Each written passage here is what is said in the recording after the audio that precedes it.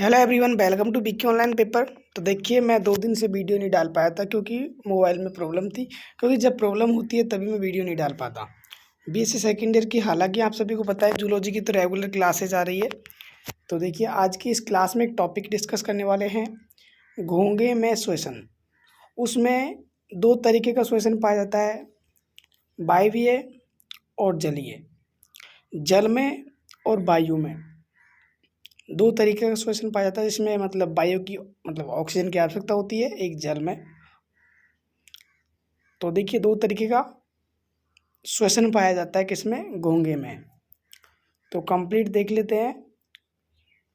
एक एक टॉपिक को मैं यहाँ पे बता देता हूँ, मैं यहाँ पे समझा देता हूँ। आपको ये नोट कर लेना है जो मैंने यहाँ पे लिख रखा है, बिल्कुल एक्यूरेट आपको समझने का है यहाँ पे। क्योंकि मैं एक एक टॉपिक को समझाता हूँ, टॉपिक को समझना है, उसके बाद आप समझ जाते हैं तो उसमें अपने माइंड से कुछ जो याद है वो भी लिख सकते हैं, तो भी आपको अच्छे नंबर मिलते हैं। जैसे 6 नंबर में क्वेश्चन आया, 3-3 में डिवाइड होके आया, 3 नंबर में ये और 3 नंबर में ये। तो 3-3 नंबर में से आपको 2.5 या फिर 3-3 नंबर पूरे मिलेंगे, अगर आपने जो बातें मैंने बताई उनको आपने एग्जाम में फॉलो किया और लिखा। तो अब देखिए, आप सभी को पता है कि तबीयत ख़राब थी, तो उस कारण 4-5 वीडियो का लॉस हो चुका था। लेकिन अब हम सोच रहे हैं कि सब क्लासेज मैं बोर्ड पे कोशिश करूं, तो थोड़ा वेट करना, 1-2 दिन के लिए क्लासेज बंद करेंगे। फिर क्या है कि पूरा सेटअप बना देंगे, जिससे क्या है कि क्लासेज बोर्ड पे आएगी तो अच्छे से एक्सप्लेन होगा और टॉपिक को समझाया जाएगा। और मैं जो बोल कर लिखा दूंगा, जो लिखना होगा आपको वो लिख लेना, और अच्छे से क्लासेज होगी बोर्ड पर। तो जल्दी से जल्दी देखिए, जो भी आपके स्टूडेंट है आसपास के, उनको बताइए। क्लासेज की बात है, पेमेंट की बात कोई नहीं है, पेमेंट बाद में दे देना, लेकिन अभी पढ़ लो। क्योंकि जूलॉजी में अगर आपको टारगेट रखना है तो दिक्कत आएगी, बॉटनी में रखना है, जैसे एमएससी करना है आगे, तो आपको पढ़ना पड़ेगा। और बुक जरूर खरीद लेना, वरना आपको दिक्कत आएगी अगर आप कोचिंग वगैरह नहीं करते हैं तो। देखिए, फर्स्ट नंबर है जलीय श्वसन। किस तरीके का पाया जाता है? देखिए, पाइला में जलीय श्वसन, मतलब घोंघे को ही क्या बोला जाता है, घोंघे को ही क्या बोला जाता है? पाइला। पाइला का मतलब है घोंघा। मतलब ये देखिए, आप सभी को मैंने पिछली वीडियो में बताया था कि जैसे हम कोई टॉपिक पढ़ते हैं, जैसे हमने पढ़ा था सीपी, लेमेलिडेंस भी उसको बोलते हैं, यूनियो भी उसको बोलते हैं। तो एक मतलब शब्द के काफ़ी तरीके के अर्थ होते हैं और एक जीव के काफ़ी तरह के नाम होते हैं, ये ध्यान रखना है। क्योंकि एग्जाम में आ गया पाइला में श्वसन समझाइए, तो आप सोचे कि हमने तो ये पढ़ा था घोंघे में श्वसन, ये कहाँ से आ गया? तो ये बात आपको ज़रूर समझनी है। पाइला में जलीय श्वसन तब होता है जब यह जलाशय के तल में होता है। कहने का मतलब है, जो पाइला है मतलब घोंघा है, ये मतलब 2 तरीके से श्वसन करता है, इसलिए इसमें 2 तरह का श्वसन पाया जाता है। मतलब कि जब ये जल में होता है, जलाशय के तल में होता है, तो इसमें क्या होगा? जलीय श्वसन होगा।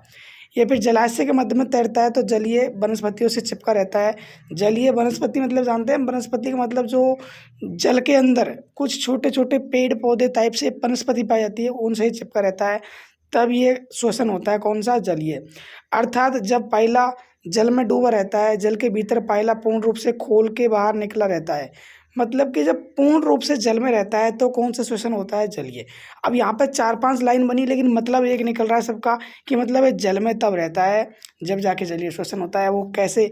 मतलब कि आसपास वनस्पतियों से चिपका रहता है, मतलब कि जलाशय के स्रोत में रहता है, नीचे तल में जाकर रहता है, जो नीचे का हिस्सा होता है, या फिर मध्य में रहता है। तो समझने की ये पूरी बात है, और लिखने का कुछ नहीं है, याद करने का है। समझ जाओ तो याद लिखने की जरूरत है नहीं। अर्थात पाइला जल में डूबा रहता है, जल के भीतर पाइला पूर्ण रूप से खोल के बाहर निकला रहता है। जो इसका एक खोल होता है, एक तरीके से कवच होता है, उसके बाहर जब निकला रहता है तो कौन सा श्वसन होता है? जलीय श्वसन होता है। दोनों नूकल पालियाँ अधिक लंबी होती है। इसमें 2 पालियाँ पाई जाती है, वो दोनों ही क्या होती है? एक तरीके से लंबी होती है। इस पाली से जल भीतर प्रवेश करता है। भीतर प्रवेश करने के बाद, अब देखिए, आप सभी को पता है 2 पालियाँ है, उसमें से जैसे ही इस एक पाली में जल भीतर प्रवेश करता है, और भीतर प्रवेश करने वाले जल की रासायनिक जल, मतलब कि एक तरीके से कहा जाए कि 2 पालियाँ है, समझाऊँ मैं। तो एक पाली में जैसे ही जल जाएगा तो उसमें क्या होगा? एक तरीके से उसकी जाँच होगी। अब जाँच किसके द्वारा होगी? यहाँ पर देखिए, जलेक्षिका के द्वारा इसकी जाँच की जाती है, और भीतर आने पर यह जल प्रवाह गुहा में पहुँच जाता है और एपिटीनिया के ऊपर से गुजरता है। एपिटीनिया इसके अंदर पाया जाता है। क्या? एपिटीनिया अंडरलाइन कर लेना क्योंकि 1 नंबर में क्वेश्चन आ सकता है। एपिटीनिया इसके अंदर पाया जाता है, उससे ये ऊपर से गुजरता है, गिल कक्ष में प्रवेश करता है। मतलब कि एपिटीनिया से गुजरकर एक गिल कक्ष में प्रवेश करता है। इसको मैं बोर्ड पर आपको डायग्राम में समझा दूंगा क्योंकि आपको दिक्कत वगैरह मेरे को पता है आती रहती है। ये कंप्लीट में समझा दूंगा। जैसे गिल कक्ष में प्रवेश करता है, अब जल संपूर्ण रूप से गिल में मतलब कि हो जाता है। कहने का मतलब है एक तरीके से अब इसमें पूर्ण रूप से जल क्या है, पहुँच सके। अब देखिए, एक पाली से घुसा था, 2 पाली इसमें थी, तो मतलब दाहिनी निकुल पाली द्वारा बाहर निकल जाता है। एक पाली के द्वारा जल इसमें घुसा और दूसरी पाली के द्वारा निकल गया, लेकिन अंदर कुछ इसमें जांच की गई और किसके एपिटीनिया के ऊपर से गुजरा और कहाँ पहुंच गया, गिल कक्ष में पहुंच गया। ये 2 स्टेप है, कुछ ज़्यादा डिफरेंट नहीं है। जांच की गई, एक पाली के द्वारा घुसा, जांच की गई और किसके ऊपर से गुजरा, एपिटीनिया के, और कहाँ पहुंच गया, गिल कक्ष में। अब देखिए, जल पहुंच गया, अब निकलेगा दाहिनी निकुल पाली से बाहर निकल जाता है। जब जल गिल पट्टिकाओं से गुजरता है तो उसकी अग्र व पश्च सतह उपस्थित प्लीट जलधारा, मतलब कि आप सभी को पता है कि जैसे किसी की मतलब संपर्क में जल आता है तो उसमें कुछ हलचल होती है। उसी तरीके से मतलब कि जैसे ही जल गुजरेगा उसकी अग्र व पश्च मतलब आगे की पीछे की उपस्थित प्लीट जलधारा, मतलब जलधाराएं होती है, उसमें एक अवरोध उत्पन्न करती है। अवरोध का मतलब जानते हैं? एक तरीके से कहा जाए, अवरोध का मतलब होता है रुकावट। एक तरीके से क्या किया जाएगा, उसके अंदर रुकावट की जाएगी। एक तरीके से क्या की जाएगी, रुकावट की जाएगी। अवरोध उत्पन्न करती है जिससे जल कुछ समय वहाँ रुकता है। देखिए, अवरोध का मतलब क्या हुआ, दोनों अग्र और पश्च एक तरीके से रुकावट कर दी। जब सेकंड नंबर की पाली से निकल रहा है ना, तब एक रुकावट होती है। रुकावट होती है तो क्या है कि थोड़ी देर जल वहाँ पर रुक जाता है। इस बीच प्लीट के नीचे उपस्थित रुधिर वाहिकाओं के रक्त तथा जल के बीच गैसों का आदान प्रदान होता है। अब जैसे सेकंड वाली से निकल के जा रहा है तो उनके बीच में क्या होगा, जैसे कि गैस है उसका क्या होगा, आदान प्रदान। जैसे O2 CO2 गैस है, आप सभी को पता है कि हम O2 लेते हैं, CO2 छोड़ते हैं। उसी तरीके से इनके बीच में गैसों का आदान प्रदान होगा। जो रुका है वहाँ पे किस कारण रुका है, एक अवरोध उत्पन्न हुआ। प्लीट के मध्य में, अग्र पश्च दोनों के मध्य में निकल रहा है सेकंड वाली से, उसमें ये स्टेप हो रही है, याद रखना क्योंकि आपको समझना ही मैंने बताया। तो मैं डायग्राम में और अच्छे से एग्जाम से पहले बहुत अच्छे से समझाऊंगा, लेकिन टॉपिक को नोट कर लो। जिससे क्या है कि रुक जाता है। इस बीच प्लेट के नीचे उपस्थित रुधिर वाहिकाओं में, मतलब रुधिर वाहिका मतलब रुधिर की जो नलिकाएं हैं, आप सभी को पता है कि जो जीव है, आप जीव के बारे में पढ़ रहे हैं, घोंगे के बारे में, पाइला के बारे में, तो उसके अंदर तो नसें पाई जाएगी, मतलब रक्त वाहिकाएं पाई जाएंगी जिनमें रक्त बहता है। रक्त वाहिकाएं हैं, उसमें जल के बीच और गैस के बीच, जल है और गैस है, उसके बीच में क्या होगा, आदान प्रदान होगा। जल में घुली हुई ऑक्सीजन रक्त द्वारा ग्रहण कर ली जाती है। मतलब जो जल है, H2 है, सॉरी क्योंकि कुछ कुछ निकल जाता है। जो जल है वो मतलब H2 है, उसमें क्या है, ऑक्सीजन मिली हुई है, वो तो क्या कर ली जाती है, ग्रहण कर ली जाती है, तथा रक्त में उपस्थित CO2 मुक्त कर दी जाती है। वही बात है, गैसों का आदान प्रदान हो गया, मतलब जल है। अब देखिए, पूरी बात को मैं समझाता हूँ। अब इसमें हुआ क्या है, कुल मिला के बात एक शब्द में कहूँ, जैसे ही तो 2 पालियाँ थी, 2 पालियों के अंदर कुछ डिस्कस किया था हमने कि उनकी जांच हुई और उसके अंदर किसके ऊपर से गुजरा, फिर गिल कक्ष में पहुंच गया। तो कहने का मतलब एक पाली से गया, दूसरी पाली में जाकर क्या है कि इनके अंदर रुकावट हुई, दूसरे जल की रुकावट होने के बाद में वो जैसे ही निकला तो उसमें क्या हुआ, गैसों का आदान प्रदान हुआ। तो कुल मिला के बात है, ऑक्सीजन वहाँ पे क्या हुआ, ग्रहण कर ली, और CO2 जो रक्त में थी वो क्या कर दी, मुक्त कर दी। रक्त में उपस्थित हीमोसाइनिन। अब देखिए, आप सभी को पता होगा एक तरीके से ऑक्सीजन का वहन कौन करता है, श्वसन वर्णक। आपने 12th क्लास में टॉपिक पढ़ा होगा, श्वसन वर्णक। तो हीमोसाइनिन या फिर श्वसन वर्णक ऑक्सीजन का वहन करता है।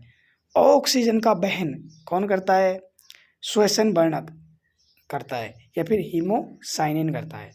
कौन करता है, हीमोसाइनिन। अब देखिए, दोनों O2 CO2 का आदान प्रदान हो गया, यही मतलब कि जलीय श्वसन के अंदर हो रहा है।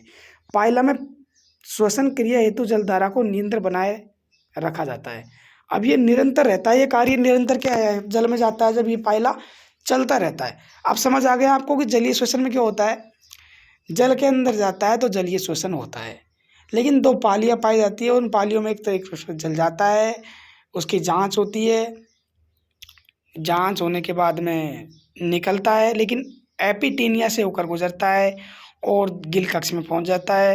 और एक तरीके से फिर एक रुकावट उत्पन्न होती है, मतलब अवरोध होता है, और एक गैसों का आदान प्रदान होता है, O2 ले ली जाती है, CO2 छोड़ दी जाती है, मुक्त कर दी जाती है। ये होता है जलीय श्वसन के अंदर।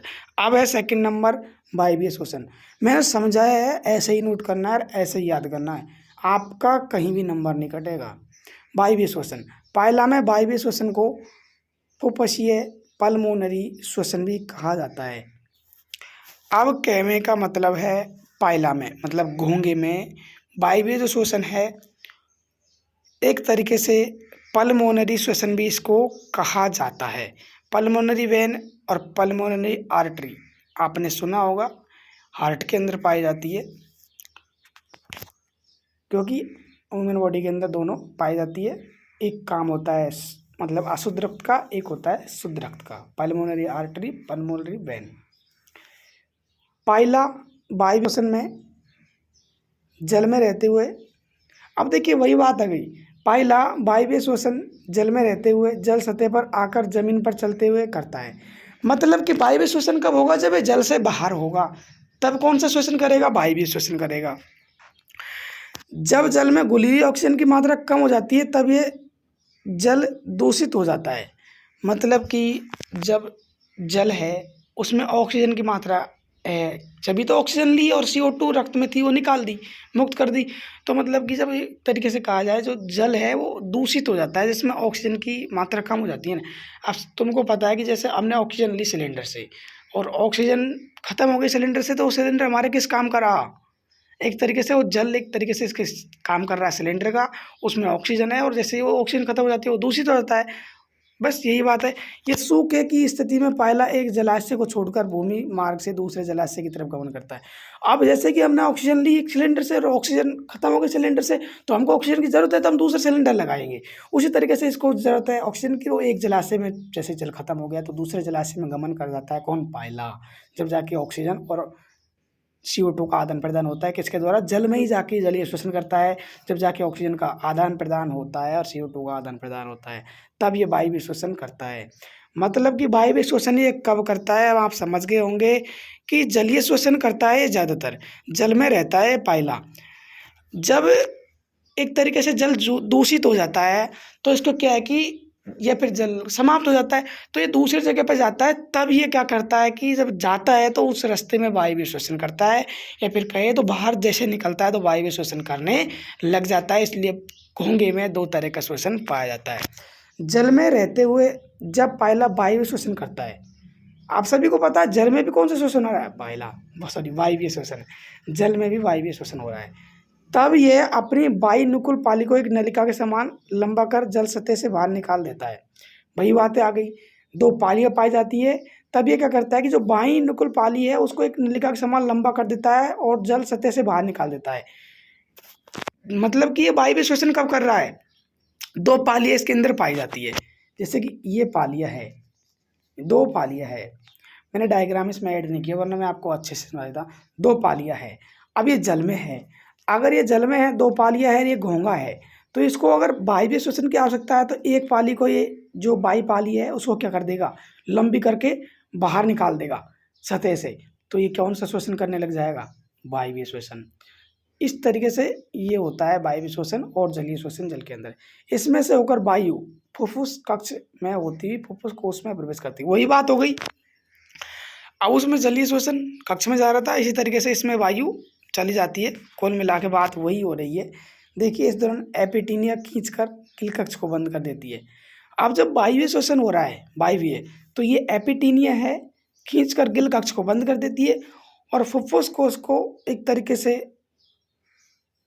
क्रिया करने के लिए एग्री कर देती है, क्योंकि अब वायवीय श्वसन हो रहा है। अंत श्वसन की क्रियाएं होती रहती है। अंत श्वसन में वायु फुफ्फुस कोश में आती है, वहाँ उसकी भित्ति में उपस्थित रक्त वाहिकाओं तथा वायु के बीच वही बात। अब देखिए गैसों का आदान प्रदान हो गया, गैसों का आदान प्रदान होता है। वायु आप सभी को पता, जिसको बोलते हैं CO2, वायु क्या बोलते हैं? O2। जैसे कि ऑक्सीजन है एक तरीके से, तो उसको तो जैसे कि उसके अंदर क्या किया था? ले लिया था और CO2 को बाहर निकाल दिया था। अब इसमें देखिए बाह्य मतलब बाह्य, बाह्य श्वसन में CO2 युक्त वायु को बाहर निकाल दिया जाता है और इस तरह की क्रिया निरंतर चलती रहती है। मतलब बाह्य श्वसन में क्या होगा, जो CO2 है, अब आप सभी को पता है कि आप श्वसन ले रहे हैं, श्वसन कर रहे हैं, श्वसन की क्रिया हो रही है। अब जो आप ऑक्सीजन ले रहे हैं, आप कौन सा ले रहे हैं, ऑक्सीजन। ऑक्सीजन में क्या है, प्लस CO2, तो CO2 को तो क्या कर दिया जाएगा, निकाल दिया जाएगा, और O2 को ले लिया जाएगा। यही कार्य इसके अंदर हो रहा है। और दो तरीके से श्वसन पाया जाता है, दोनों मैंने आपको कंप्लीट समझा दिया। अगर फिर भी समझ नहीं आया तो कमेंट कर देना, एक बार बोर्ड पर और समझा देंगे। और चैनल पर पहली बार आए तो सब्सक्राइब कर लेना। नेक्स्ट टॉपिक के साथ नेक्स्ट वीडियो में डिस्कस करेंगे। अच्छे से आपको समझ में आ गया कि किस तरीके से जल में श्वसन होता है, वायु में श्वसन। तो वीडियो एंड करते हैं, फिर मिलते हैं किसी नेक्स्ट वीडियो में।